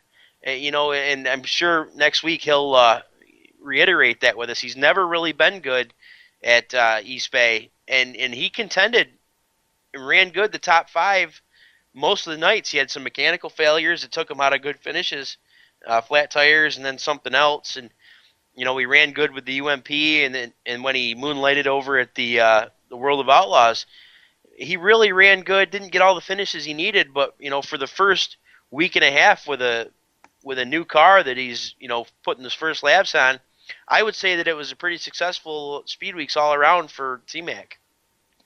Absolutely, and how well they ran with that new chassis. It's amazing. You get a new chassis under you, something different, something you got to learn, and you go out and have some great runs like they did. I mean, there wasn't many nights they didn't run top 5, and that confidence. I think it's Doug Elkins that always jokes with me that confidence is worth another 20 to 50 horsepower. Oh yeah, no doubt. When you know that you're going to go in on the cushion and it's going to stick, he was trying to run around the outside of possibly one of the best in the business right now, Jonathan Davenport, when a right front broke and he stuffed it in the fence going into 3 on the last lap, running second. I mean, on a track that he didn't like. So it's definitely there, and I think it's only a matter of time before he puts the Bobby Labonte Longhorn chassis into victory lane. How about for you, Brad? Anybody that really stood out for you from Dirt Car Nationals? I mean, there's got to be 2 guys that I would put my chips in with that had just a phenomenal Dirt Car Nationals. Obviously, Josh Richards just going on the tear that he did. Reading through the press releases, I saw in the final standings, Josh Richards won just over $30,000 in prize money and contingency awards at the Nationals. I mean, that's insane. That's huge. And then you also got to give a big shout out to Nick Hoffman. With the UMP modifieds, those guys really don't get as much attention up in the Northeast here as they do out west and down south. But I mean, just to hold off the names of the guys that he did, phenomenal running. And my guy that I kind of think he probably wished he had a better speed weeks than he did. I mean, he still had a good speed weeks, but you look at Jonathan Davenport. Obviously, Davenport is a phenomenal late model driver. Just it seemed like all week long he was right there with it. He was ready to pounce for the win. Just always kept coming up 1 or 2 spots short. And Clint and Steven, I know you guys have got to know how sickening of a feeling that's got to be to be there right there for the win and just fall just a hair short. Oh yeah, for sure. And one other name as we get ready to step aside here that I don't know. I guess I thought their runs were kind of lackluster. I expected more maybe was Stuart Friesen with the Helmar team. I expected that they'd at least take a race and be a closer contender for the title, and that just didn't pan out for them at Volusia. So we'll see what happens as they get ready to tackle their full-time tracks. And we got a lot more to talk about. The white flag is coming up, and we've got buy or sell. You know how much we love buy or sell here on Turn 5. We'll do it next here on the Performance Motorsports Network, the voice of motorsports. For 17 years, Stock Car Steel has been a leading material supplier to the racing industry. Now they're also an official motorsports content partner of Race Chaser Online.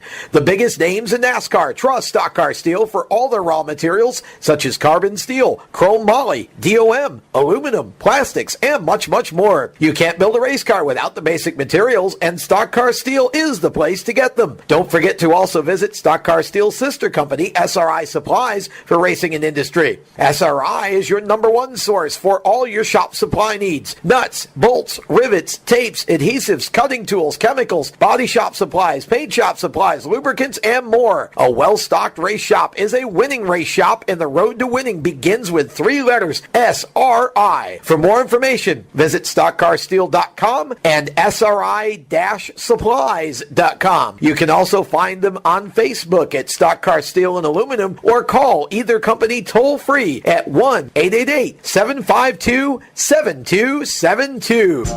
Creekside Entertainment is the official DJ, photo booth, and uplighting company of Turn 5 Live and the Performance Motorsports Network. Stuart Ovens and his staff at Creekside Entertainment are professional and experienced with events of any type. Creekside Entertainment specializes in wedding packages that are affordable and fun, and they are ready to serve you with the most up-to-date music and karaoke selection. If you can sing it in the shower, you can come out and sing it with Creekside Entertainment. And don't forget about the Creekside Entertainment photo booth and uplighting service that will transform your wedding or party into an event the family will be talking about for years. Trust the entertainment company that racers trust. Call Stu at area code 315-481-9700 or visit them online at creeksideentertainmentdj.com. You can also find them on Facebook and Twitter. Creekside Entertainment, division sponsor of the Black Rock Bandits in 2015. We're growing like crazy and need account reps who know their way around agencies, the internet, and social media. Got connections? Or do you know how to get to the decision makers? Are you fearless? We need you.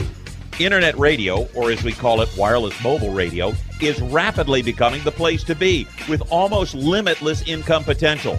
So contact us to get involved with the fastest growing professionally produced group of internet radio stations in the world. Your imagination is the only limit here. Call 717-749-0444. That's 717-749-0444. Or you can email us at scorpionradiogroup@gmail.com. You want to ask for Sue. Hi, race fans. This is Matt Shepard, and you're listening to Turn 5 Live on PMN.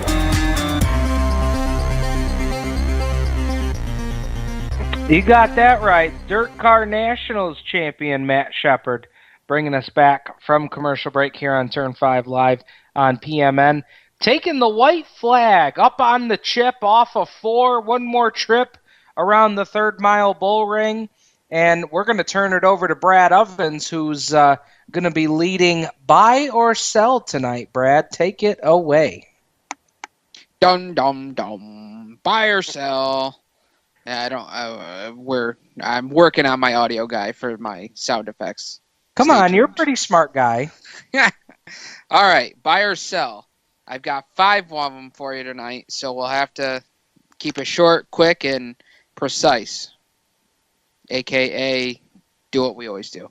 Okay, so my first one. Well, I guess it's a good thing we didn't invite Tom tonight then, huh? Well, yes.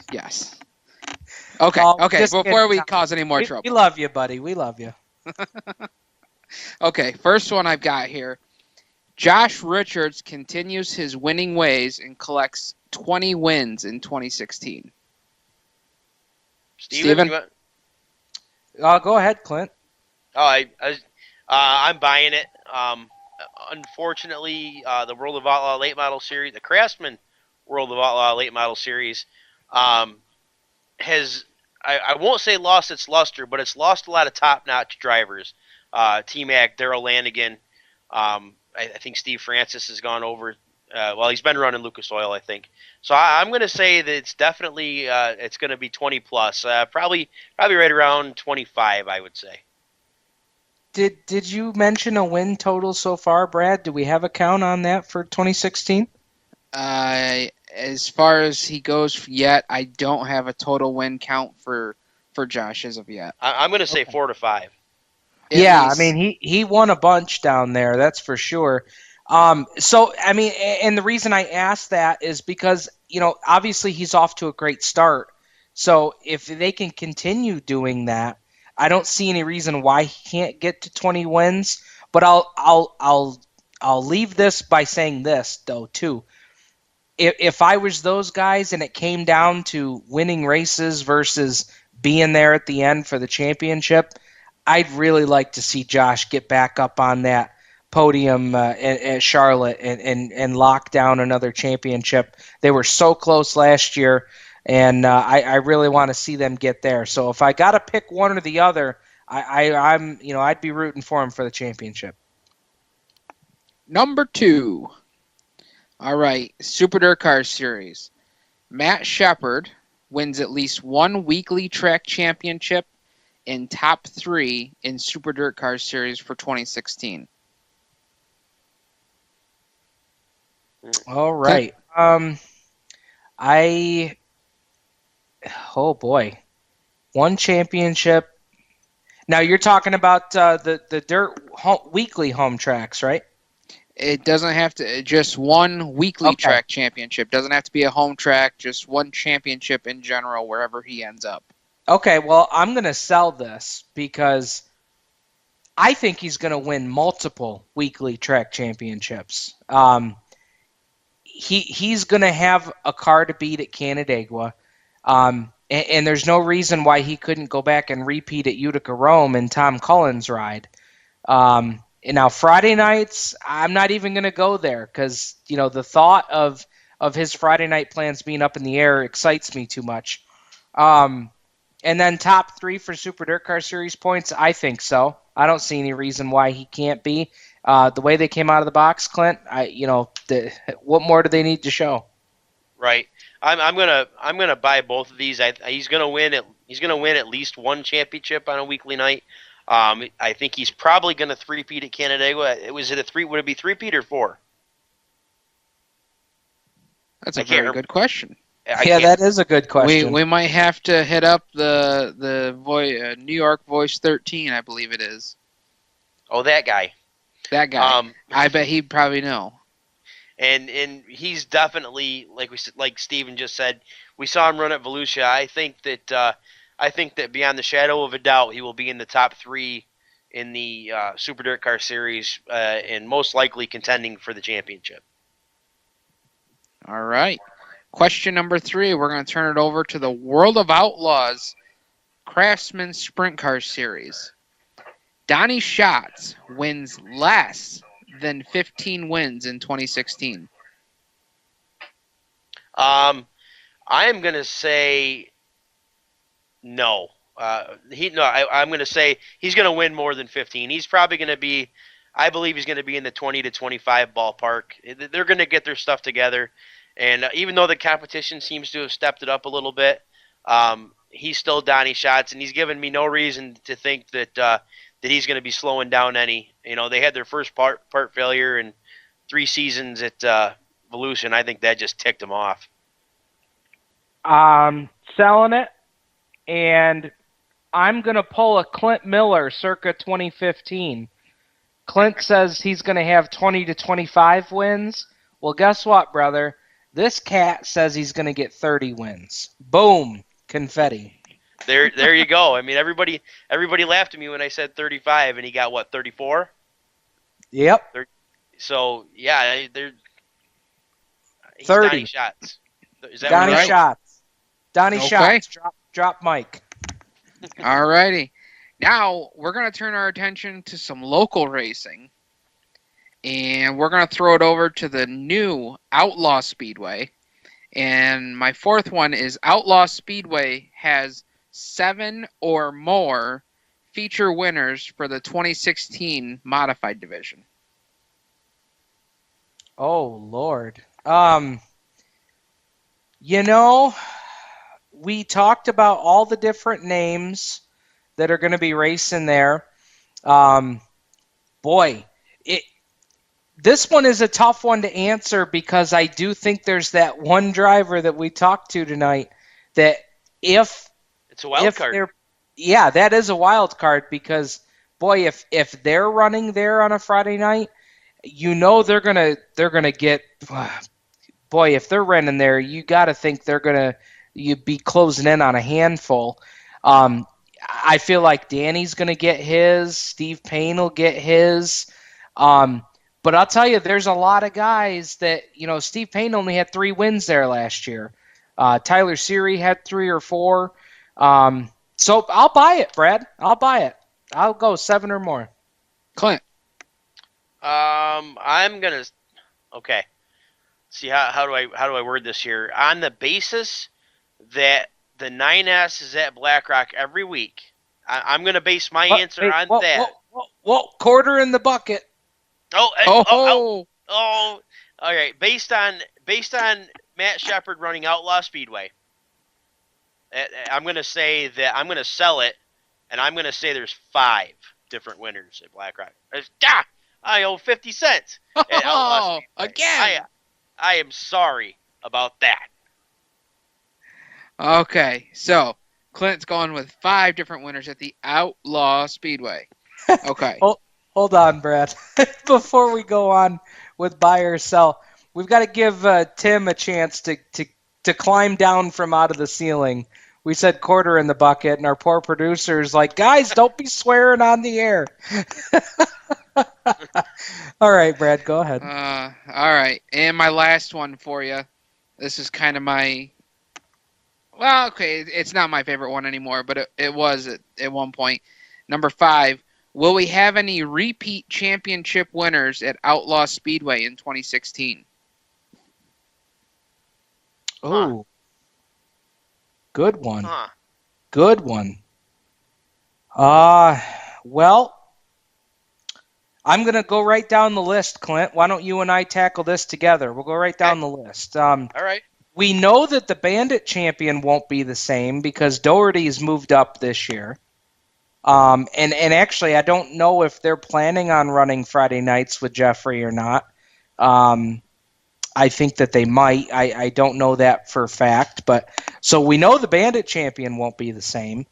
The 4-cylinder champion, I don't know because, it's a wild card, yeah, because at the banquet, all systems seem to be go for Rich Sharpstein to come back in the 4-cylinder, and then there was a time period. I talked to him recently. He's buying a house and things like that, and sometimes when we got to make those big kid decisions, racing sometimes has to be put on the back burner. But the closer we get to the season, I know it's eating him up. So I don't know if the 4-cylinder champ will be back. IMCA modifieds, I don't know that Lamphere will be back. I'm not sure. Depends on if they run the Hill Speedway. And Clint, street stocks, what do you think? Boy, I don't know. I think a lot of it depends on the weekly runners. You get Jared Hill, you got CJ Guerry, Chuck Winslow, Gene Bomber. All these guys are fast every week. I don't know. I think it's going to be tough to repeat. I'll tell you what, the street stocks, watch out for CJ this year. They got to win at the end of the year. They won the biggest street stock race they could in October. Boy, I'll tell you, watch those guys this year. They're going to be fun to watch. They really will be. Moving on up, Sportsman. What do we think on Sportsman? I think I think there's going to be a different winner, only because I believe that I don't know if Casey is going to run full time this year. He's got some family obligations that are going to be coming up into the way.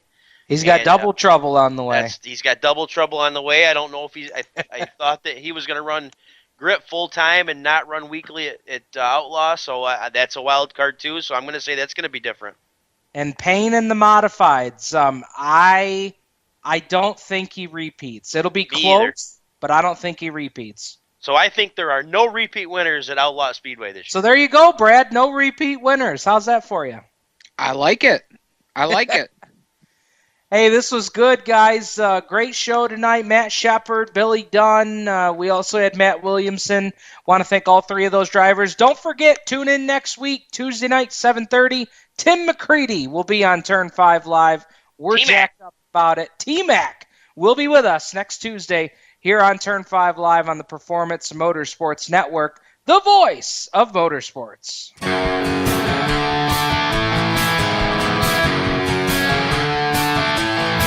Turn Turn 5 Live is a copyrighted production of the Performance Motorsports Network. PerformanceMotorsportsNetwork.com is a member of the Scorpion Radio Group Incorporated and may not be rebroadcast, replicated, or saved in any media without the explicit written permission of PMN. The opinions expressed on this program are those of the host, co-host, and guests, and do not necessarily reflect those of the management and ownership of either the Performance Motorsports Network or Scorpion Radio Group Incorporated, the advertisers, or marketing partners. Thank you for listening to Turn 5 Live. You can listen to Turn 5 Live every Tuesday night right here on the Performance Motorsports Network. Stay tuned for more great PMN programming. Searching for